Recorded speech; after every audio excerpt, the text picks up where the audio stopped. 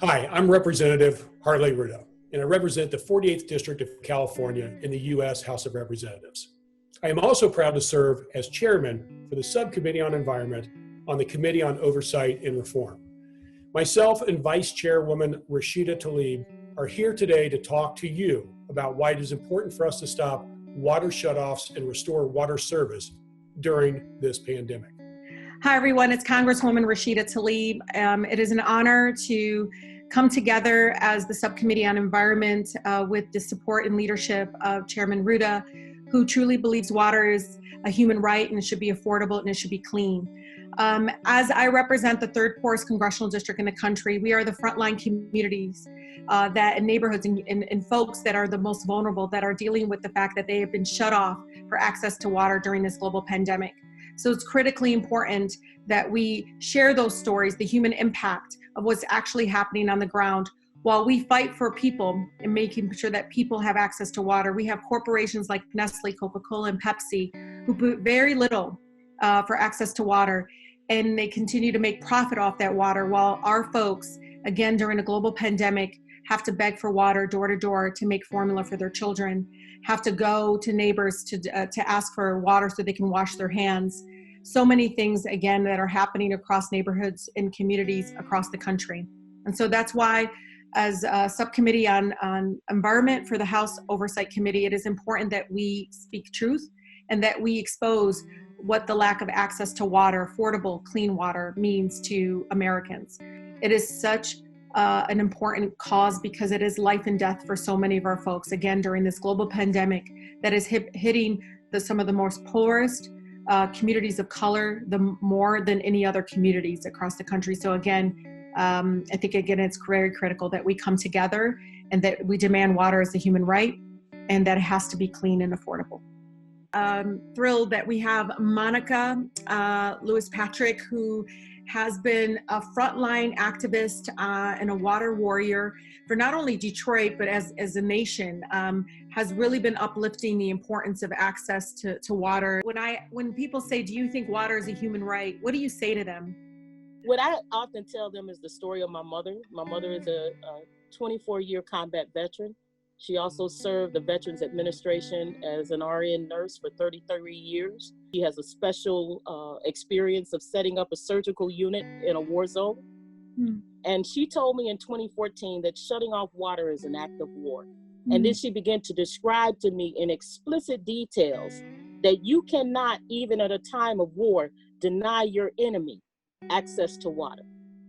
And then she began to tell me that what I had stepped into was the water war, and that I needed to understand that this was important enough that people would kill you about controlling water. And so what I see it as is that water is a human right. It is undeniable, undisputable, and it is a right that I will fight for with my life.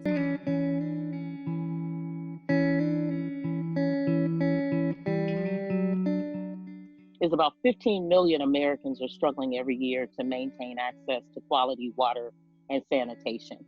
So it's a national issue, but Detroit has definitely been the canary in the mine.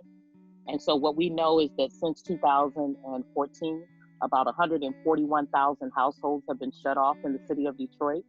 What we also found out in this pandemic is that there is very little accountability in terms of who's being shut off and then when those families are being restored.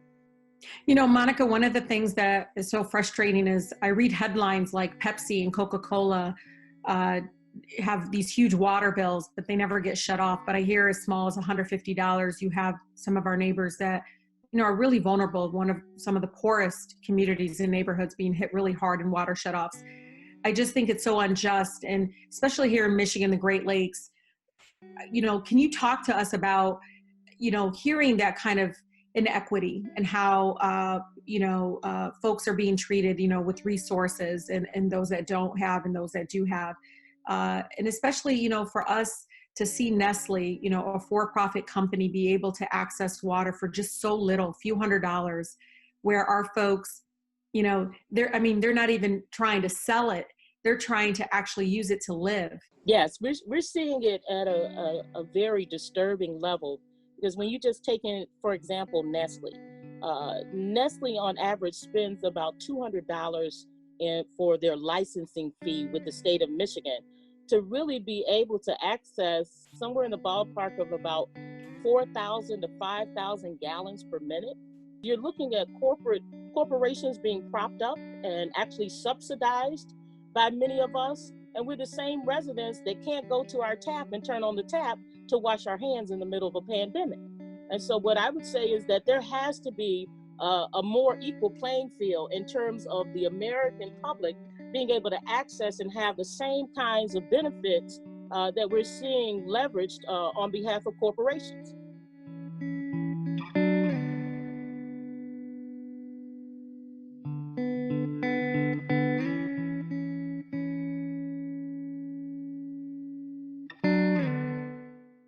Do you believe water is a human right? Yes, I do. Why? We can't live without it. That is a necessity for the human body to be able to drink water, have water when you're thirsty, and clean water. It's your God-given right to be able to have water to stay clean, to eat with, cook with. I mean, that's just something you gotta have. All 435 of my colleagues in the House of Representatives, if there's anything you would want to leave them with, what would that be? I want to be clean, and I don't want to have to burden my son with having to go over there to do those things. And during this virus, I don't want to go over there and take any germs that could make my granddaughter sick.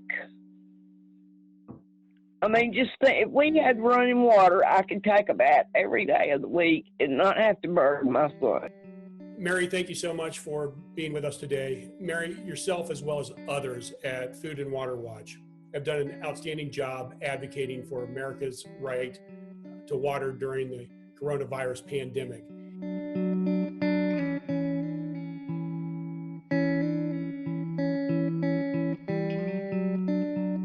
And what recourse do those individuals have in those states where shutoffs are still being allowed? What recourse do they have, if any? Well, if you experience a water shutoff, you have to pay not only your past due balance. Sometimes they'll let you enter into a payment plan, but that can add hundreds of dollars a month onto your bill. But also they charge you restoration fees. So it's really difficult for a lot of families, particularly folks living on fixed incomes, our seniors, people on disabilities, to really pay these past due amounts and get on a payment plan. And it's hard for people when you don't have running water right now to take care of yourself. You can't wash your hands, you can't flush your toilets, you can't take medicine, water to drink to take medicine. So it's hard for people without water. Mary, one last question for you. Do you believe water is a human right? Clean water is a human right? And if so, why? Yeah, access to water and sanitation is a basic human right. Every person deserves access to running water, to wash their hands, to drink, to flush their toilets. It's intrinsic to living a life with dignity. I am so proud of my home state of California that has ordered a suspension of water shutoffs. But not all states have taken the steps that California has taken to ensure that Americans have access to clean water during this crucial time.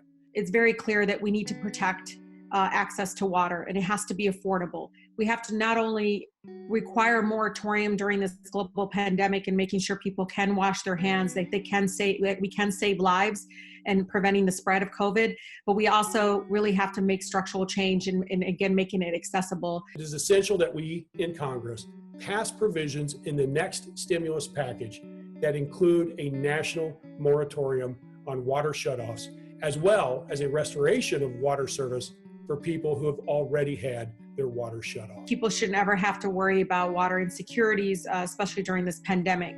We live in the greatest country on earth, and it is simply unacceptable that we currently have Americans right now who do not have access to water in their homes to keep them safe from the coronavirus. This should be a nonpartisan issue. It is common sense. If we want to get back to work, we need to stop the spread of this virus, which means we all need water to wash our hands and stay healthy.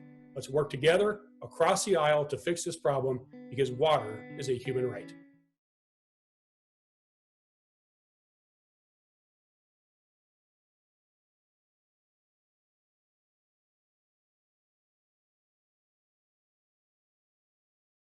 Water is a human right. And until this crisis has passed and people are back on their feet, we need a national moratorium on all utility shutoffs. Access to water is a basic human right. Stop water shutoffs now. I believe water is a human right. Water is a human right.